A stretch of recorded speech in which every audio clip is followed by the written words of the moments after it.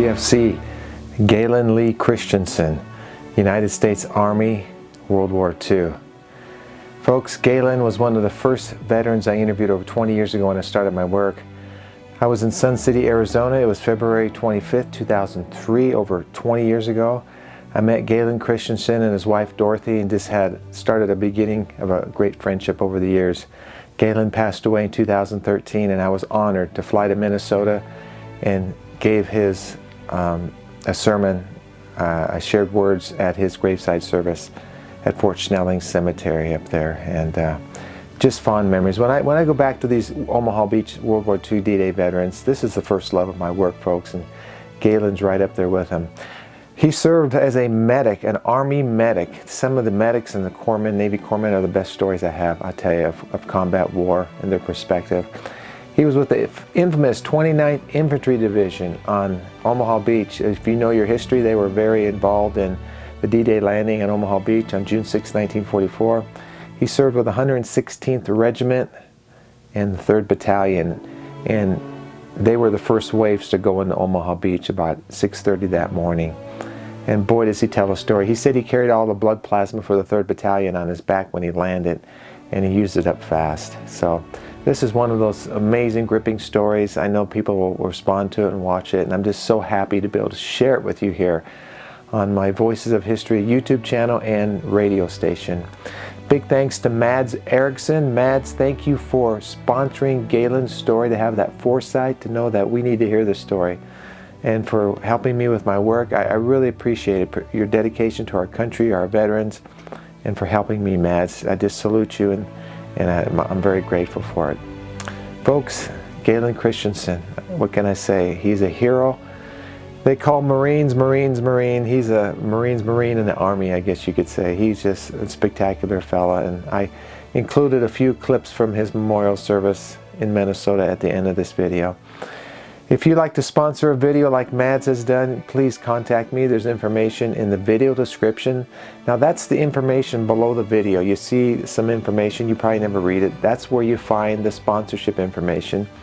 Or on my website, larrycappetto.com. You click on the link that says Sponsor a Vet at the top of the page. You'll see a web page of a lot of photographs of some of my veterans. If you're interested in one, just include their name in the sponsorship, and like I said, I'll do the rest. If you'd just like to donate to my work, I'd appreciate that through the comment section of this video. Oh, I'm ready to say it again. My heart's full, folks. And I'm just so proud to be able to share Galen's story. I just can't tell you how excited I am to do this with you. And I ask you to share these videos, subscribe to this channel. Let's keep this thing going, folks. We're fighting for the same freedoms today in our own country that our veterans fought for, like Galen fought for on foreign soil. We can't let them slip away. We've got to stand strong and fight for our veterans today. God bless you. Thank you for watching.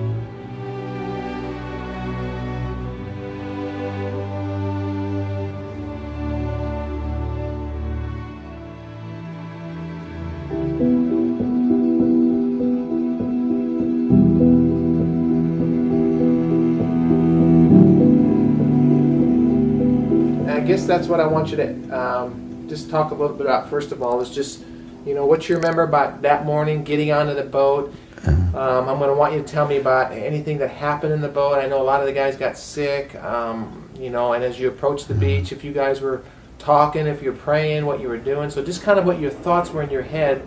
That's what I want to try to get from you on this. And I may ask you a couple times, but just go ahead and just tell me a little bit about that morning, getting onto the landing craft, and then getting onto the Higgins boat and actually going to shore. So go ahead, anywhere you want to start in that. Okay, I'll start with before I got on the boat, I was talking to Charles Crawford, and they found out that I was going to be on, they assigned us boats, you know. We were on the first wave. So I was in landing barge 13.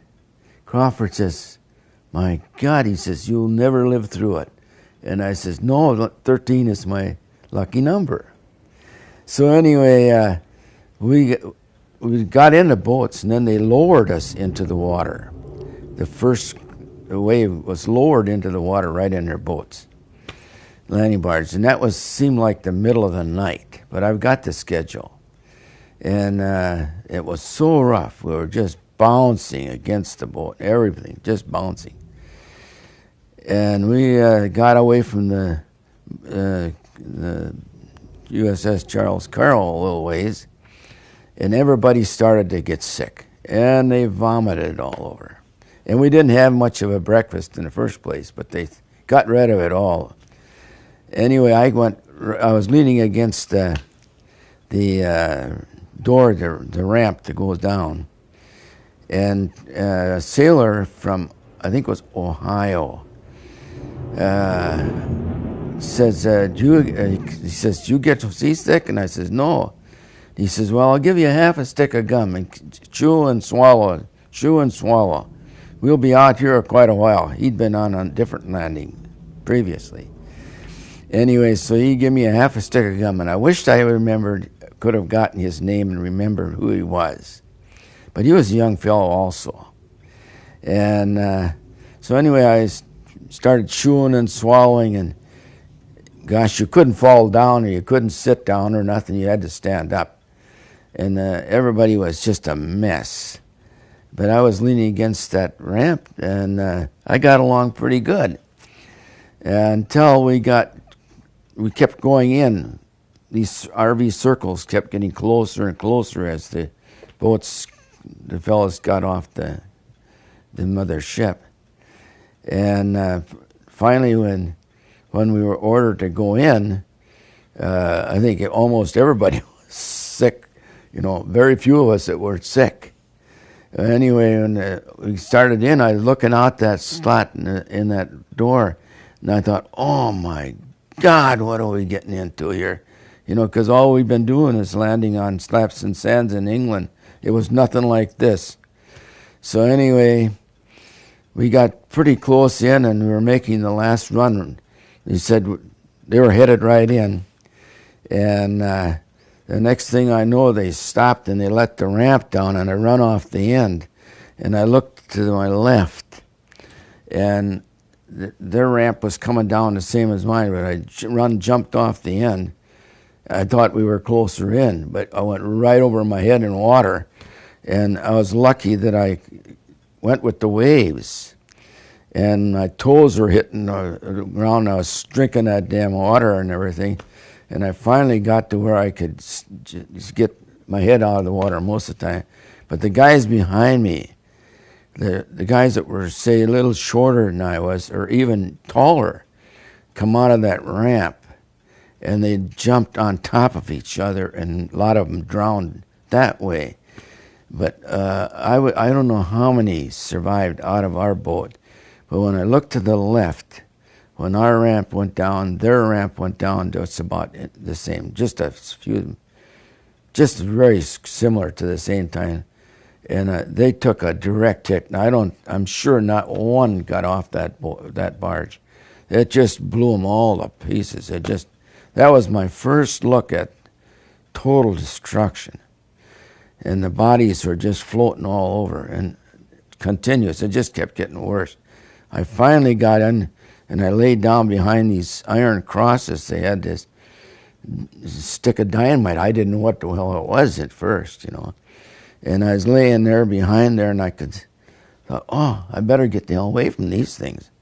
And so anyway, I just kind of went along in the water and run as fast as I could and then fall down. And it was just a mass of bodies after that. And I finally got to the shore, and there was about a 4-foot wave washout on the shore. And I thought, where in the world is everybody, you know? And finally I crawled along, and I run into the Captain Tomasi. He was a surgeon. And there was about 4 more guys there.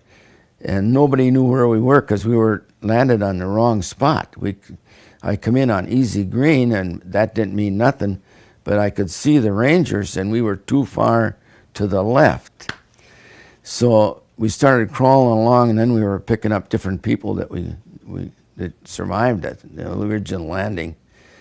And when we got about to where we were supposed to be, then it was almost 11 o'clock in the morning. The tide had come in and gone out.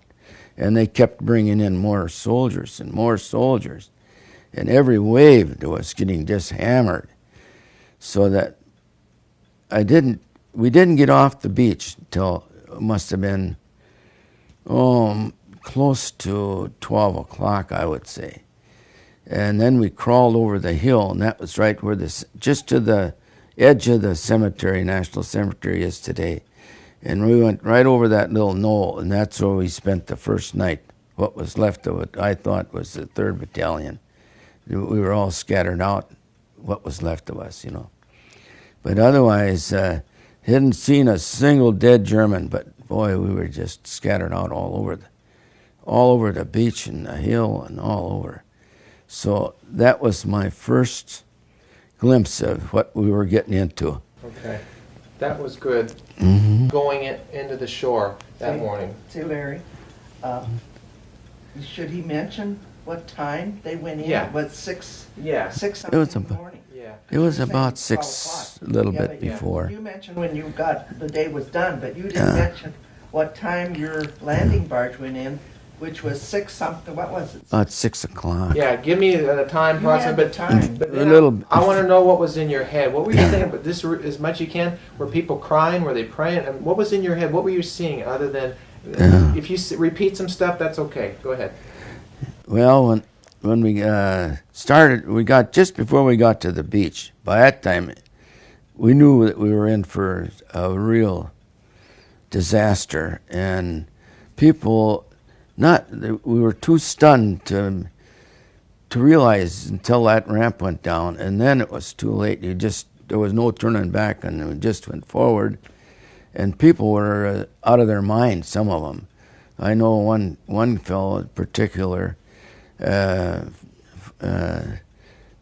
he threw his helmet off, and he was laying in half in the water, just crying and carrying on, and out of his head, you know. And we pulled him up. That's when I saw Captain Tomasi, and so he and I. This was Morrison, a guy by the name of Morrison, and. So he didn't even have a helmet or nothing. And there was a lot of this. There were the people that just lost control of themselves and just crawled up against that little washout from the ocean waves and just trembled. They were just out of their mind, you know. But everybody was just as scared. There wasn't a soul on there that wasn't absolutely like wild. You just couldn't visualize what we were getting into, and it was just constant machine gun firing and I don't know where I didn't know what artillery was until we hit the beach, and then we found out later on. We found out that they were shooting those 88s at us, and they were excellent with the mortars. So, and they had the fastest shooting machine guns I've ever heard. Later on, I found out what they were. They didn't need another guy with a cloth like ours, water cooled. They just had little springs between each shell, and they just rattle it off. And you could see in the water where all these small arms were raking through the oncoming soldiers off their barges, and they were just folding them up like a shooting gallery. So after the first couple of waves, the water was just full of people, full of soldiers. And sailors, their landing barges were exploded. And they were running out with us on the beach trying to find a place they could get out of the way of oncoming fire. So the whole thing was hysteria, total. You were just wild. You were so scared, Tell me what you were thinking about just prior to hitting the beach. I mean, were you thinking about home? Were you thinking about dying? Were you praying? What was going through your head? Well, when we first get on the boat, we didn't realize what it was going to be. So I just tried. It was just like another day going on slaps and sands in England. We were going ashore. And I was just 19 and 40 days. I had a birthday, and then 40 days later, we hit the beach. So I really didn't have any fear of dying or getting hurt even. So until we got into it, that's when it settled in. But older fellows might have had knew probably that they were likely to get killed, but I didn't even think of getting killed or getting wounded until the door went down.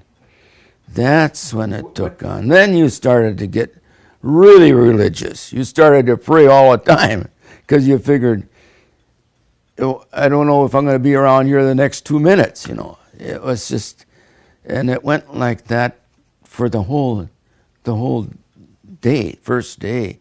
It was just unbelievable. There was so few of us left after the first day there that, but on the barge, landing barge, I didn't really realize how bad it was going to be. And I don't think anybody else realized it either until, wow, that door went down and we just started getting mowed down like flies, So I can't say as I was over religious and was praying and then, but very shortly after that, I knew that the lights were going to probably go out. So you kind of said the Lord's Prayer a few times, and that's the way it went.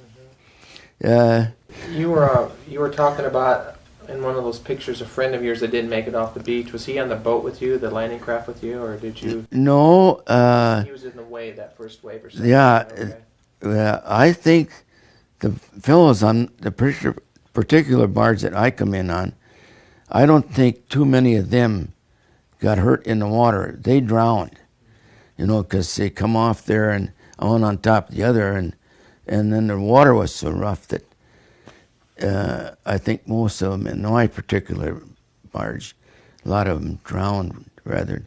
But the ones on either side of us, they were getting shelled, and they got killed in the barge. Some of them, a lot of them. My Sergeant Anderson, Sam Anderson, was killed looking over the barge, the door like I was, and he got a shot right in the forehead, and he just laid in the barge when they went back, I guess. But the guys that come in with him said that Sam had gotten hit right in the forehead before the door went down. So that gives you some idea how many small arms fire was going, like they were just raking over the whole beach. So that's the only guy I know that got killed, personally, that got killed in the barge. But I've got other friends that were killed in the water.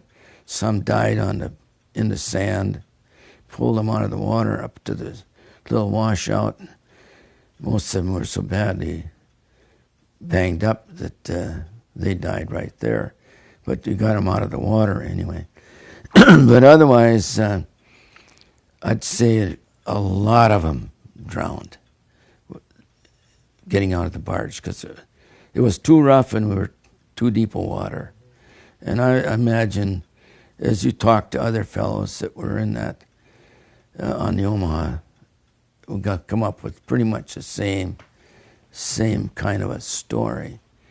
But I don't think any of us realized what was going to take place when we got. Probably they did, but I didn't because I'm too young. I just never thought nothing of it.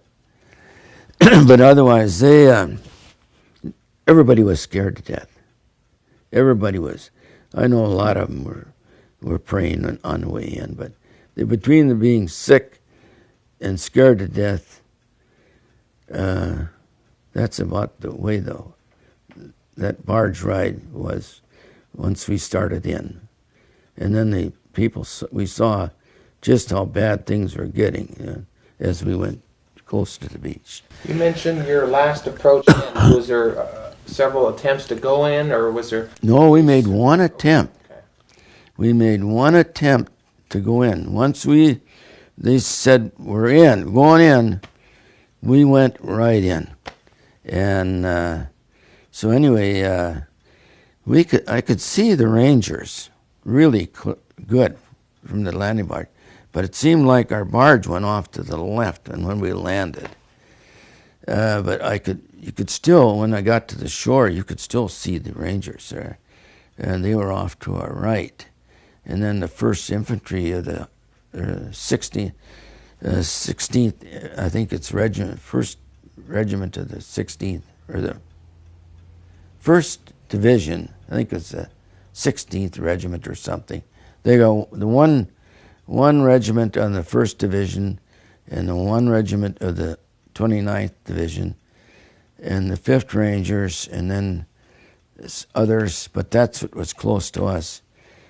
And then after we hit the beach, then we became the 29th Division. But otherwise, we were attached to the 1st Infantry. The 116th Regiment was attached just for the landing procedure. You remember you said when you were going ashore in that barge, did someone say we're going in? Was that your sergeant that said that, or the coxswain? Yeah, one of the sailors give us the word, we're going in, and that was, and then they really give it the gun, but it was a rough ride because they were flat bottom, kind of, and they just tossed us around and around in there, but you couldn't fall down because there was too many of us in the boat, Were you guys sitting down or standing up? Standing up. There wasn't room to sit down. I didn't see anybody sitting down. You were kind of hanging on to each other and bouncing around. We bounced around for probably, 3 hours at least, I would say. I could look at that schedule that I still have and give you a little more information on that. But we got out of the mother boat on time. But after that, it wasn't, I don't think anything was on time. Nobody knew where the hell we were even going ashore because I think the sailors were just as scared and they were anxious to get rid of us and get back out of the way, probably go get another a load. Whatever they did, I don't know. But anyway, the whole thing was kind of a screwed up mess, I thought, after looking back. But I can see why they let us off so deep, because all those crosses on the beach, if they'd run into them, they'd probably blow the landing barge up, you see. So everything was kind of, we weren't prepared, I don't think, for what we were running into. Because we had no training whatsoever, no idea that we had hedgerows to contend with. That was like fortresses. Each road is a fortress. So, that was after the first day we found what the hedgerows were going to be like. What do you remember about the ramp going down? Did anybody yell out, lower the ramp, or was there anything like that, or did just the ramp went down? Yep. When the sailors said we're headed in, there wasn't any real conversation. We were just hanging on, waiting to get off the darn landing barge. We'd had it then because we were bouncing around in there for so long. But that was the end of it.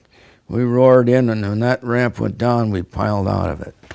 Just jumped right off the end, and then we found out that we were in pretty deep water.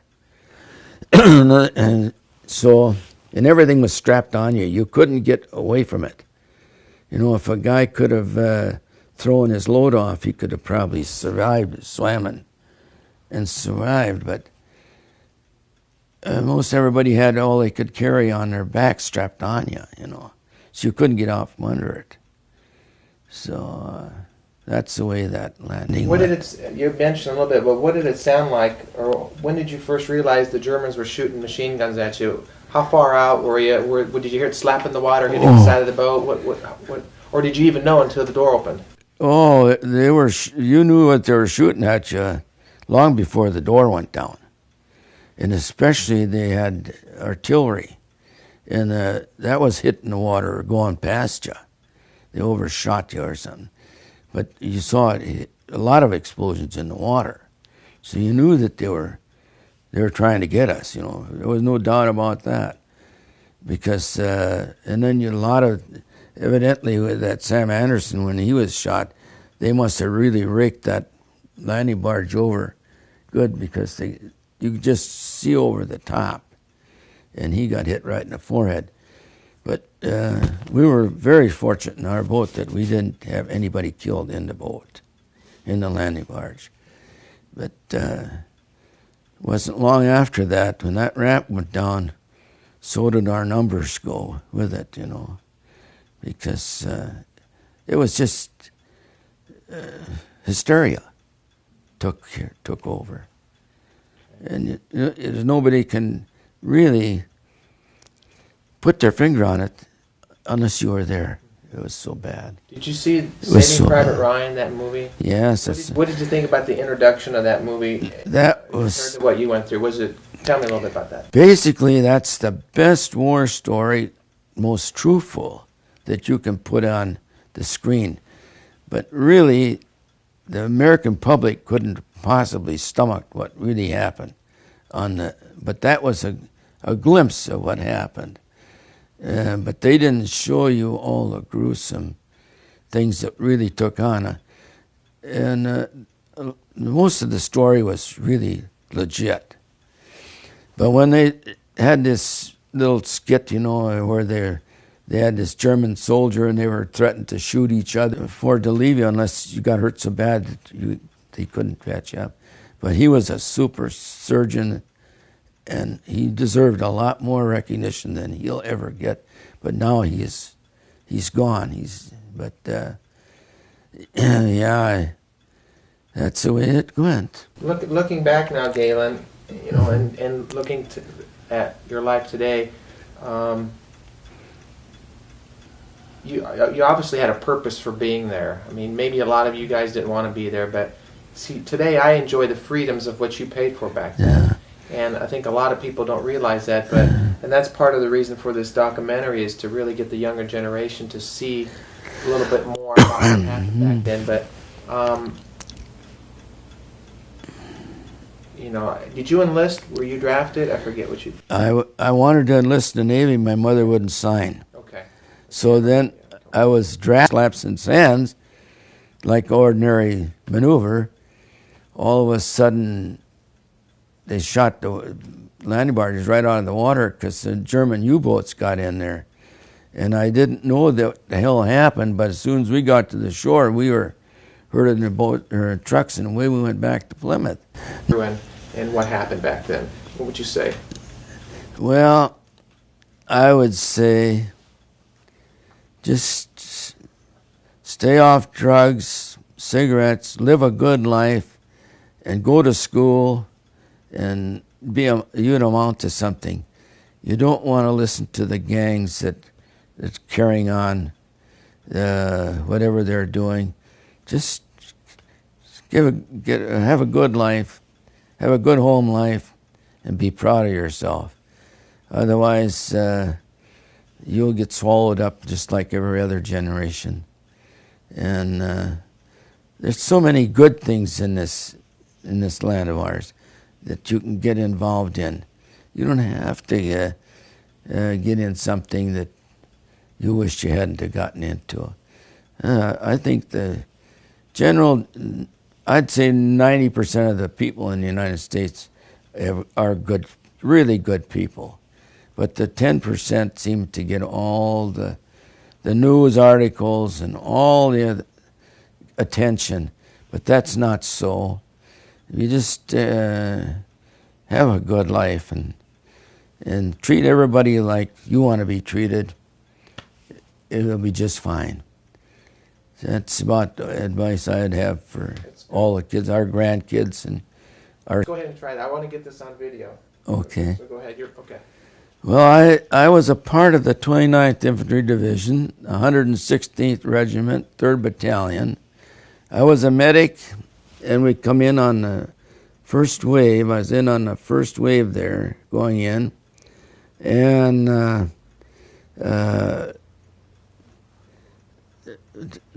that's about. I come in about, I'd say, 6 o'clock, give or take a few minutes. But that was, we were in the first wave, so that's when we were scheduled to come in, about a quarter to 6 or something like that. And I stayed with the 29th, 116th right through to the end of the war. Then I got out October 21st, 1945. Now, you were a medic. Yeah, I was a medic the whole time. When you hit the beach, what did you do? There was nothing but to take care of whatever we had. I had all the blood plasma, I think, for the 3rd Battalion on my back when I landed. And that was used up almost in just a few hours. That was all gone because we just used it up right there on the beach. There was so many people wounded so badly, and they needed to get blood into them. And so that's what I did when I come in. I carried all the blood plasma on me. And that's why I got acquainted so closely with Captain Tomasi. So really, that's the only Army unit that I was ever attached to, and I stayed right with it.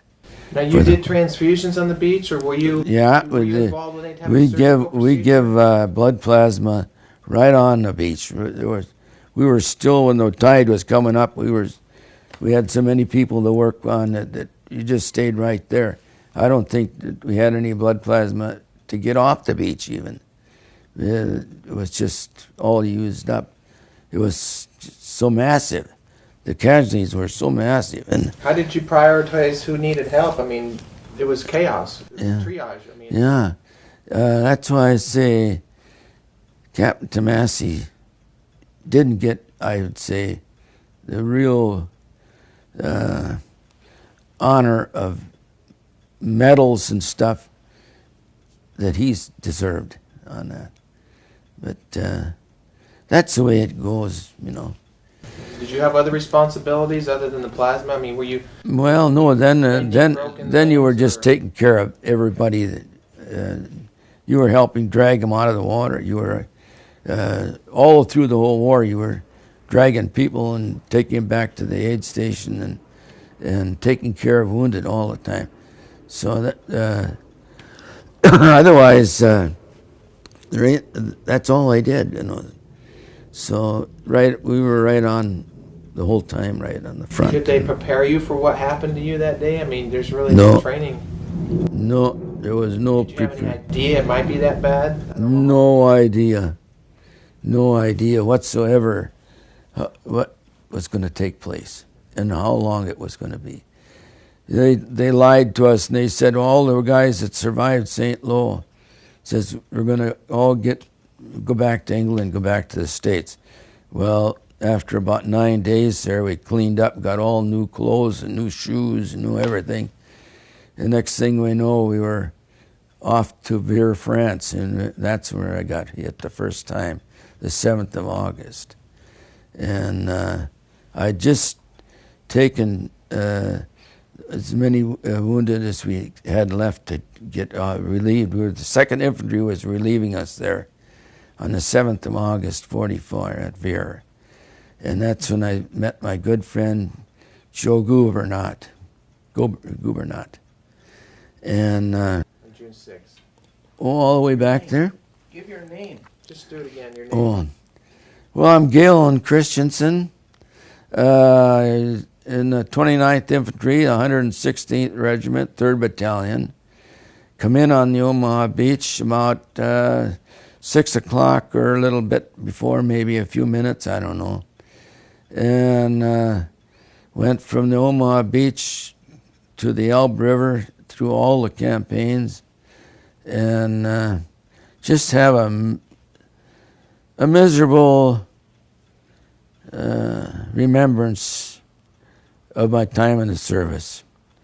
But I'm glad I was there, because now I can think back, I at least deserve to live in this country. The miserable things and high points of the misery is stuff that you'll live with to the end. But that's the way the whole war went, and I finished my time with the 116th, 3rd Battalion of the 29th, and that's the only thing I knew. I got out on October 21st, 1945.